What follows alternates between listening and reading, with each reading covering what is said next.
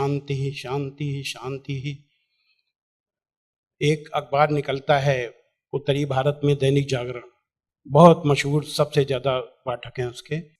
उसमें एक लेख छपा था, दंगे क्यों होते हैं। बल्लाज मधोक, जो बुजुर्ग लोग हैं उनको जानते होंगे, बल्लाज मधोक को, उन्होंने एक लेख लिखा था और कुरान मजीद की कुछ आयतें दी थी।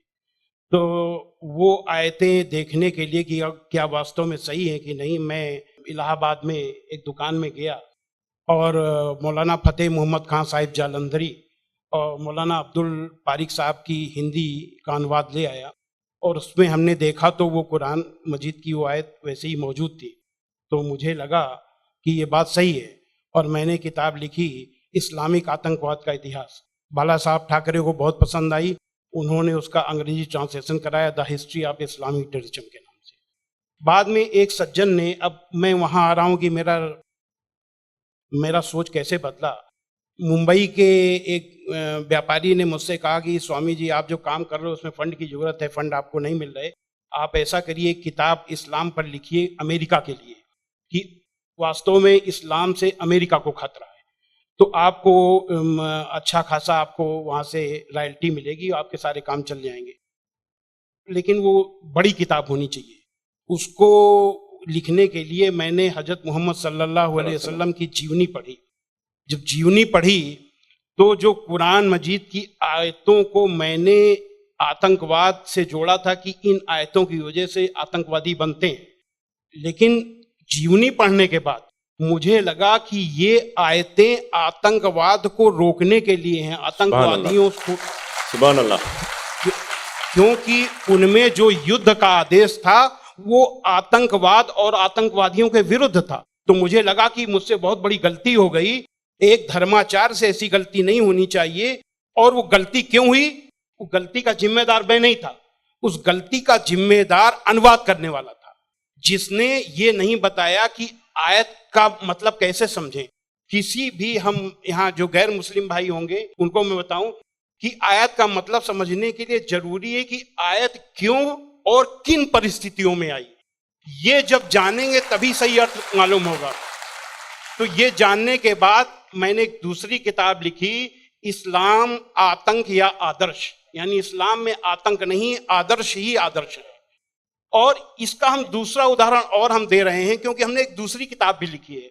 एक बार मैं जा रहा था, अभी थोड़े दिन की बात है, तो एक सज्जन से मेरी बातचीत होने लगी। मैंने कहा इस्लाम में आतंकवाद है ही नहीं। तो उन्होंने क्या किया, अपने मोबाइल में दिखाया एक इंटरनेट से कि आज से 100 साल पहले ब्रिटिश पार्लियामेंट में एक भूतपूर्व जो प्रधानमंत्री विलियम ग्लैडस्टोन थे, उन्होंने कुरान मजीद को लहराते हुए उसके बारे में कुछ नेगेटिव चीजें कही थी।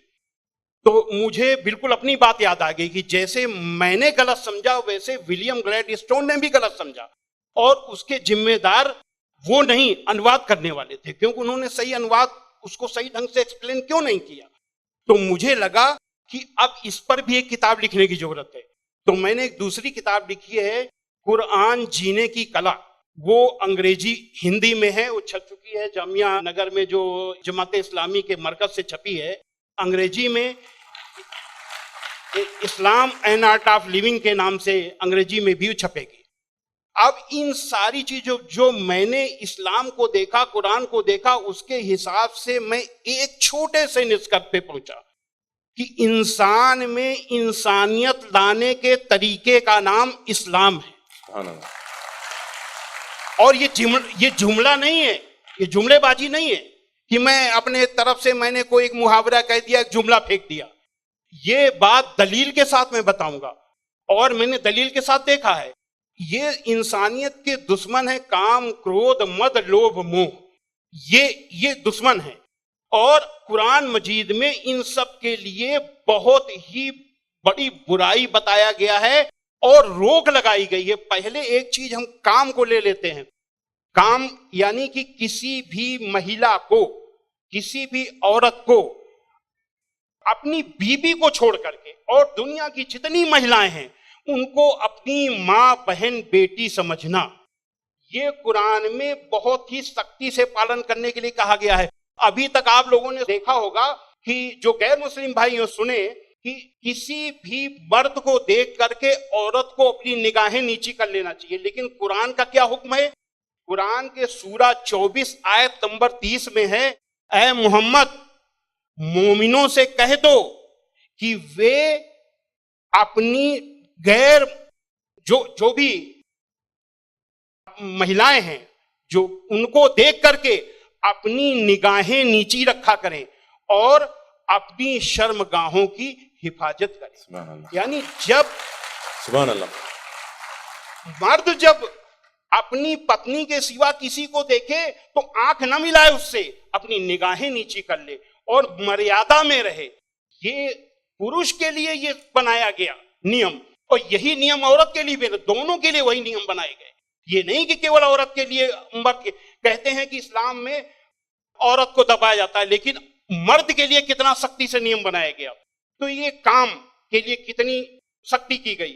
क्रोध, गुस्सा के लिए सबसे पहले गुस्सा का तरीका इस्लाम में इतना आसान बताया गया कि देख करके मैं सबसे ज्यादा प्रभावित हुआ। कहा जाता है अगर गुस्सा अगर किसी का रुक जाए तो वो पूरा संत बन गया, साधु बन गया।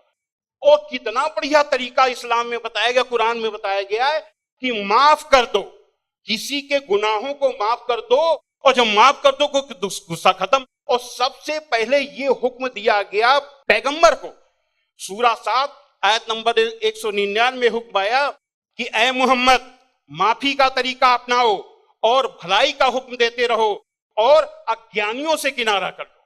सबसे पहला माफी का हुक्म अगर आया तो अपने पैगंबर के लिए आया। और ऐसे लोगों को क्या कहा गया? सूरा 3 आयत नंबर 134 में अल्लाह का हुक्म है कि जो लोग तंगी और खुशहाली की हर हालत में अच्छे से अच्छा काम करते हैं और गुस्से को रोकते हैं और लोगों के गुनाहों को माफ करते हैं, तो अल्लाह ऐसे लोगों को पसंद करता है जो ऐसे अच्छा से अच्छा काम करते हैं। हजरत मोहम्मद सल्लल्लाहु अलैहि वसल्लम पर कुरान उतरने के बाद आपके दिल में उतर गई, दिल में उतरने के बाद आपके कर्मों में उतर गई। आपके एक एक कर्म कुरान में अल्लाह के हुक्म के अनुसार हुआ करते थे। आपने पहले खुद अपने आचरण में लिया, अपने अखलाक में लिया, तब दूसरों को बताया। फतेह मक्का के दिन वो अबू सुफियान जो आपके खिलाफ मक्का की एक एक लड़ाई में आपका के खिलाफ नेतृत्व करते थे, जब वो सामने पड़े फतेह मक्का के दिन, तो हजरत मोहम्मद सल्लल्लाहु अलैहि वसल्लम ने कहा कि आज अबू सुफियान को माफी, और जो अबू सुफियान के घर में दाखिल हो जाए उसे भी माफी। आज जो अपने घर के दरवाजे बंद कर ले उसे माफी, जो मस्जिद में चला जाए उसे भी माफी। अब आप सोचिए, जिस मक्का में कदम कदम पे आपका विरोध था, कदम कदम पे आपके रास्ते पे रोड़े अटकाए गए, और जो 10,000 लोगों की फौज के साथ आप जब पहुंचे तो किसकी हिम्मत थी कि सामने होता? सारे के सारे लोग छिप गए। जब हजरत मोहम्मद सल्लल्लाहु अलैहि वसल्लम ने देखा कि कोई नहीं दिखाई दे रहा, तो बहाना बनाया माफी देने का। ये बहाना क्या बनाया कि जो यहां चला छुप जाए उसे माफी, जो वहां छुप जाए उसे माफी, जो वहां छुप जाए उसे भी माफी। यानी किसी न किसी बहाने सबको माफी, माफी, माफी और माफी। माशाल्लाह, माशाल्लाह। स्वामी जी, आपको रोकना मेरे दिल में क्या है, ख्वाहिश तो नहीं है, मगर मैं पैनल डिस्कशन कंडक्ट कर रहा हूं अभी, इसलिए आपसे एक सवाल भी मैं करूंगा। मैं समझ रहा हूं आपके जो रिसर्च बहुत डीप है, बहुत डीप है, फिर भी एक सवाल मैं आपसे पूछना चाहूंगा। अभी आपको ये रिसर्च होने के बाद क्या आपको ये लग रहा है कि मुसलमान जो आजकल के बहुत सारे मुसलमान जो है वो खुद जितना आपने रिसर्च किए अक्सर लोग रिसर्च नहीं करें, क्या ये एक वजह हो सकता है? मेरे हिसाब से मैंने जो भी मसाइल यानी समस्याएं दुनिया में देखी हैं, उन सारी समस्याओं का पॉजिटिव हल कुरान मजीद में मौजूद है। बस देखने की जरूरत है।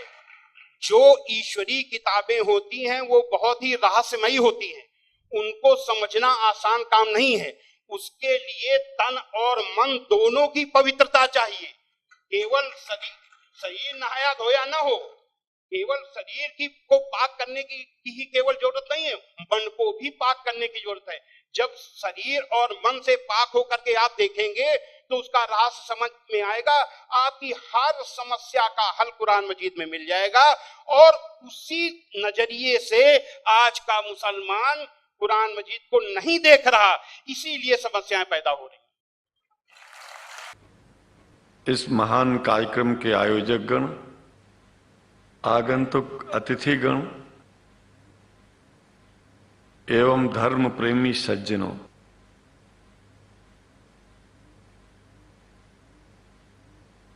भगवान की जब कृपा होती है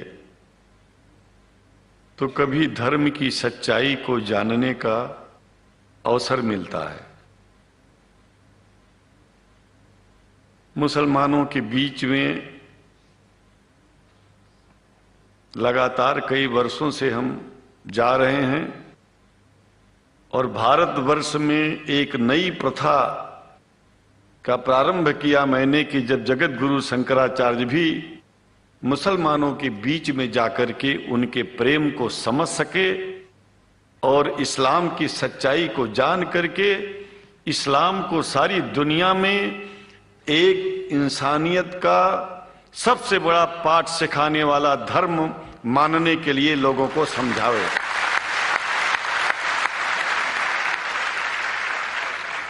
जब लोग इस्लाम को बेदर्द, मुसलमान को बेदर्द, तलवार के जोर पर चलने वाला धर्म बताते हैं तो अगर शायद धरती में कोई दुखी होता होगा तो सबसे ज्यादा दुख मुझको होता है।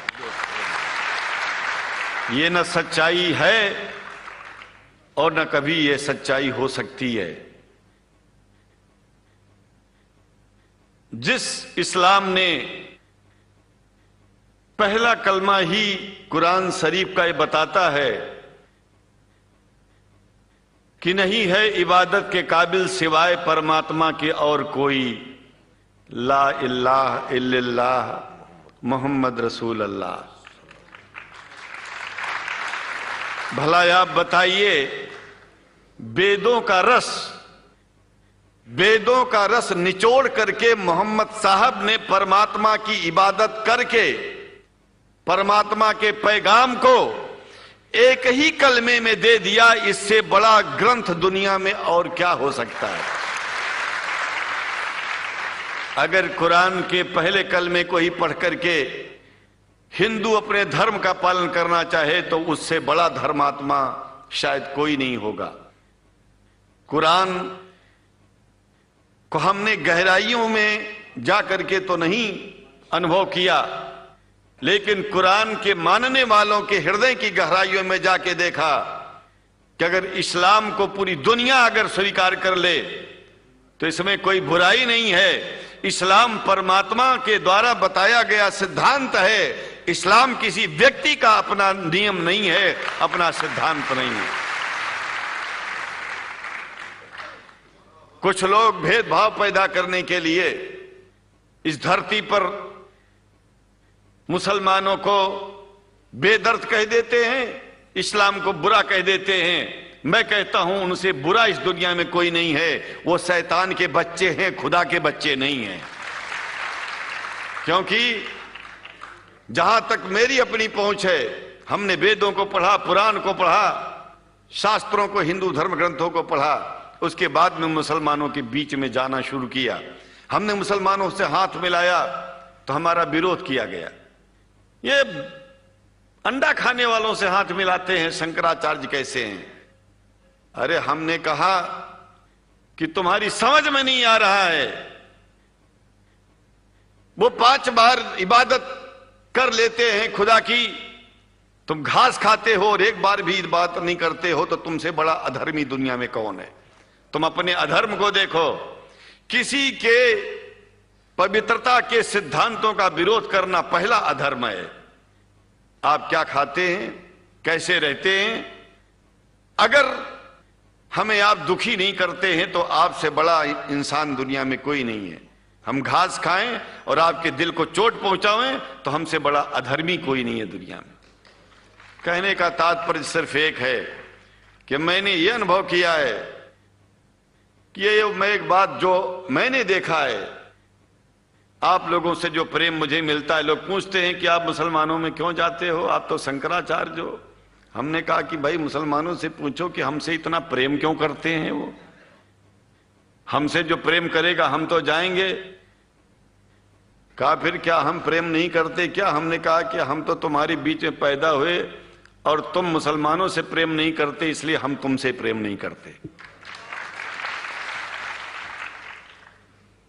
मैं आप लोगों के बीच में आकर के एक बात बताता हूं, कुछ समय से हिंदू धर्म के नाम पर कुछ संस्थाएं हिंदू मुसलमानों में भेद पैदा करने के लिए कुछ ऐसा कार्य किया जिसकी वजह से आम हिंदू, सीधा साधा हिंदू बेचारा जान ही नहीं पाता है इस्लाम क्या है और सनातन धर्म क्या है। सनातन धर्म और इस्लाम में कोई भेद नहीं है और हिंदू धर्म तो कोई धर्म ही नहीं है। सनातन धर्म धर्म है और शायद जो संस्कृत का सनातन शब्द है, अगर किसी भाषा में उसको इस्लाम कहा जाए तो कोई बुरी बात नहीं है।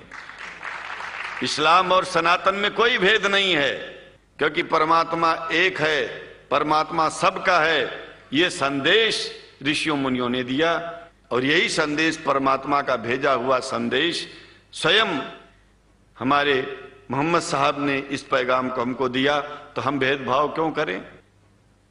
यहां पर भारत का मुसलमान, एक बात बिल्कुल मैं स्पष्ट बता रहा हूं आपसे, अगर भारत का मुसलमान सो गया तो भारत सो जाएगा। इसलिए भारत को जगाना है तो मुसलमानों को जागते रहना पड़ेगा। भारत जाग जाएगा, पूरी दुनिया जाग जाएगी। यह भी मैं जानता हूं कि भारत के सच्चे हिंदुओं को, जो सच्चे सनातन धर्मी हैं, उनको मुसलमानों से प्रेम चाहिए, उनको मुसलमानों से भेद नहीं चाहिए। अगर कोई अच्छा हिंदू है, सच्चा हिंदू अपने को कहता है, तो पहले तो सनातन धर्म को मानता हो। अगर हिंदू की परिभाषा सनातन धर्म से हट करके कोई परिभाषा है, तो ऐसे हिंदू धर्म को मैं तिलांजलि देता हूं। हिंदू धर्म कुछ नहीं है। फिर हिंदू धर्म वही है जो वेद को माने, पुराण को माने और सनातन को माने। सनातन धर्म धर्म है और उस धर्म को न मान के अपनी एक नई व्यवस्था चलाना शुरू कर दे, इसका मतलब यह है, और नाम भगवान का ले। एक बात और बता देता हूं, भगवान कोई आदमी की तरह नहीं है कि रोज रोज नियम बदलेगा। रोज रोज नियम बदलना आदमियों का काम है।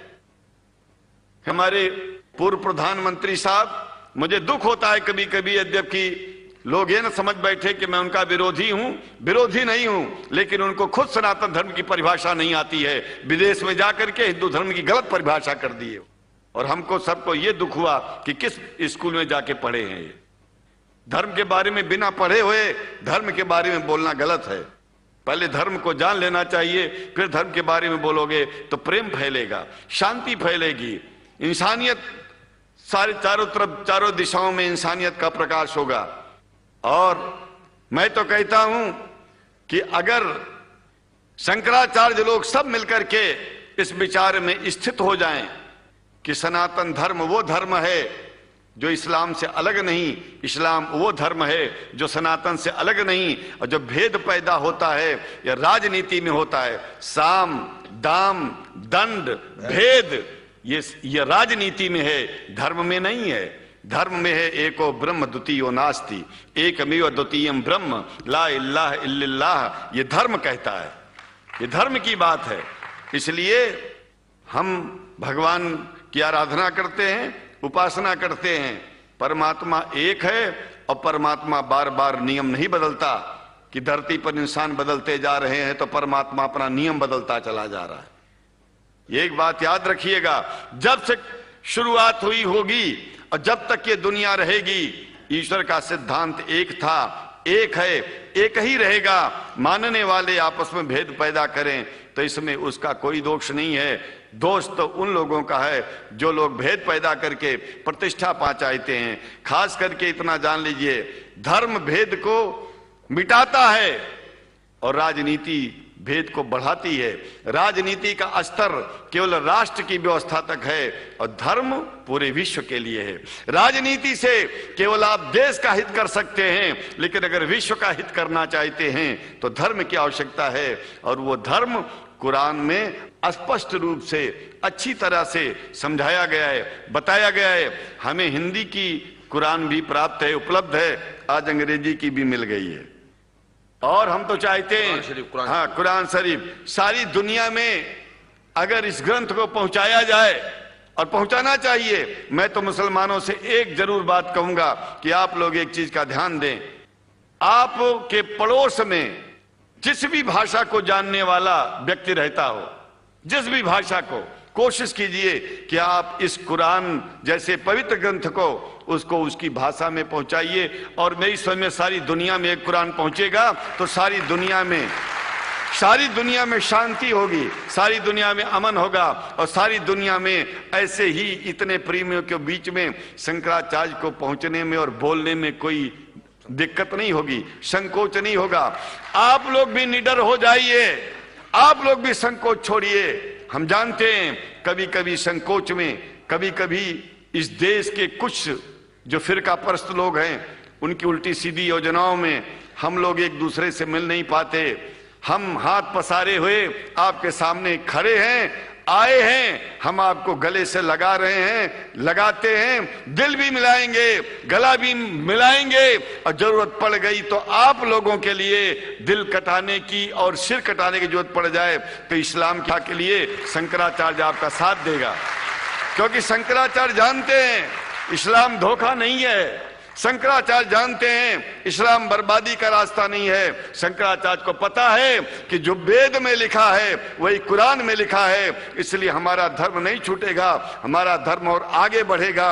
अगर हम मुसलमानों को अपना सगा मानते हैं तो मुसलमान परमात्मा का बनाया है, आदमी का नहीं। हिंदू जो अपने को कहते हैं वो भी जान लें कि वो परमात्मा के बनाए हैं, तो मुसलमानों से भेदभाव करना बंद कर दें और हमारी तरह सबसे प्रेम करें। डॉक्टर लखनऊ साहब, देखिए मैं अपरिचित था, जानता नहीं था, और मैं बड़ा प्रसन्न हूं कि वो समय निकाले और यहाँ आए। उनको तो मैं धन्यवाद क्या दूं, मैं तो ये चाहूंगा कि परमात्मा उनको शक्ति दे कि हम लोगों को सबको ऐसे ही सुंदर दिव्य बड़ी सभाओं में संबोधित करते हुए और हम लोगों के ऊपर वो स्वयं कृपा बनाए रखें, और हम उनके साथ रहेंगे, जहां भी जरूरत होगी सदा जीवन में उनका साथ देते रहेंगे। इन्हीं शब्दों के साथ जीवन में अब जब भी याद करेंगे, जब तक मेरा शरीर है, हम आपकी सभाओं में आते रहेंगे। आप कभी इस्लाम की हिस्ट्री पढ़ो, पूरी दुनिया में अंधेरा था, पूरी दुनिया में। यूरोप औरतें जलाई जा रही थी विच हंटिंग के नाम पे, विच हंटिंग। हिंदुस्तान सती प्रथा, चीन में तो लड़कियों को ऐसे ही मार डालते थे। पूरी दुनिया में अंधेरा, और उस अंधेरे में मोहम्मद साहब लैंप लेकर खड़े हुए। इस्लाम, प्रेम, मैसेज, ये है। ये हमसे लोग पूछते हैं, मैं मेडिवल इंडिया पढ़ाता हूं, लोग मुझसे पूछते हैं इस्लाम इतनी ऊंचाई पे कैसे था, मुसलमान इतनी ऊंचाई पे कैसे थे। स्पेन से लेकर चाइना सी, कैस्पियन से लेकर हिंदुस्तान, पूरे इलाके में मुसलमानों का कब्जा। क्यों? क्योंकि वो अपने उस वक्त पैगंबर को समझते थे कि जीतने के सिद्धांत क्या है। जीतना तलवार से नहीं, तलवार से तो लूटा जाता है। चोर किस चीज का इस्तेमाल करता है? तलवार का। इन्होंने मुझसे पूछा कि हम इंस्टीट्यूट का नाम क्या रखें। हमने कहा इकरा रखो, बड़ा अंधेरा है दुनिया में। इकरा मतलब पढ़ो। आज सबसे ज्यादा एजुकेशन में हिंदुस्तान में कौन पिछड़ा? मुसलमान। पैगंबर हमारा कह रहा है, हमारा, वो हम सब के पैगंबर है, किसी खास विशेष के नहीं है। वो कहता पढ़ो, समझो। तैफ शहर का नाम सुना होगा, काफी लोग बैठे हो। तैफ, वहां के लोग हुजूर साहब को पत्थर मारते, गाली देते थे। अब हमको कोई यहां गाली दे, और सैफिर यहां के कमिश्नर है, धौले साहब आईजी है, तो मैं तो जाके इनसे कहूंगा कि सब एनकाउंटर करवा दो, मरवा डालो इनको, ये हमको गाली दे रहे सब। जिब्राइल साहब ने हुजूर साहब से कहा कि कहो तो, तैफ शहर दो पहाड़ों के बीच में है, तो उन्होंने हुजूर साहब से कहा कि कहो तो दबा दूं। अरे बोले नहीं, जाने दो। ये लोग ये जो मुझे पत्थर मार रहे हैं ना, किसी दिन यही हमारे पैरोकार होंगे। मैसेज।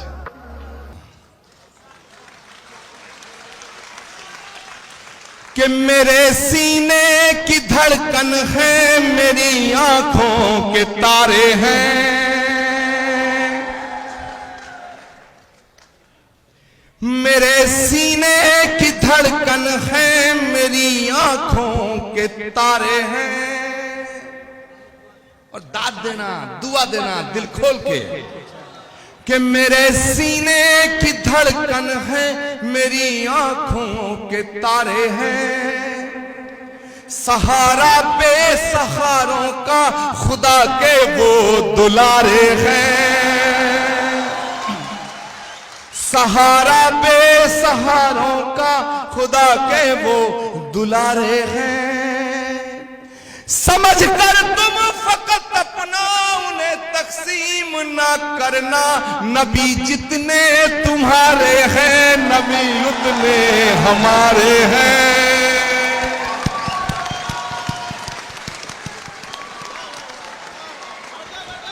वाह वाह वाह। समझ कर तुम फकत अपना उन्हें तकसीम ना करना, नबी जितने तुम्हारे हैं, नबी उतने हमारे हैं। और जो लोग ये कहते हैं कि इस्लाम जुल्म का नाम है, इस्लाम कट्टरता का नाम है, इस्लाम तलवार की नोक पे आया, मैं बता देना चाहता हूं नकल के अंधों को कि जो चीज सख्त होती है, जो तंग दिल होती है, जो संग दिल होती है, वो सिकुड़ती है, फैलती नहीं है। फैलता वो है जो दरिया दिल और फिराक दिल होता है। अगर इस्लाम तंग दिली का नाम होता तो दुनिया में ना फैलता।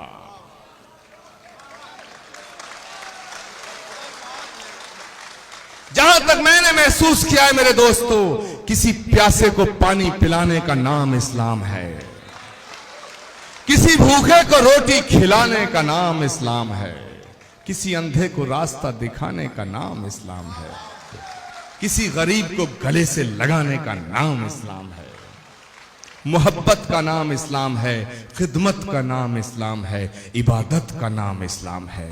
हाथ में AK-47 लेकर के बेगुनाहों का खून बहाने का नाम इस्लाम नहीं हो सकता। वाह वाह वाह वाह वाह वाह वाह। इसीलिए जो कहता है कि मैं दहशतगर्द हूं, मैं आतंकवादी हूं और मैं मुसलमान हूं, तो माफ करना, मैं उसे मुसलमान मानने को तैयार नहीं।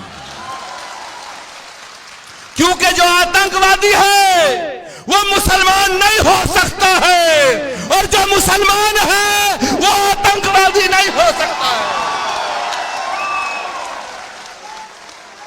नहीं हो सकता है। जो मुसलमान है वो आतंकवादी नहीं हो सकता है, और जो आतंकवादी है वो मुसलमान नहीं हो सकता है। मेरे दोस्तों, बस आपसे इन्हीं ख्यालात और इन्हीं जज्बातों के साथ मैं रुखसत हो जाऊंगा कि सबक तुमने मोहब्बत का हर एक इंसान को सिखलाया।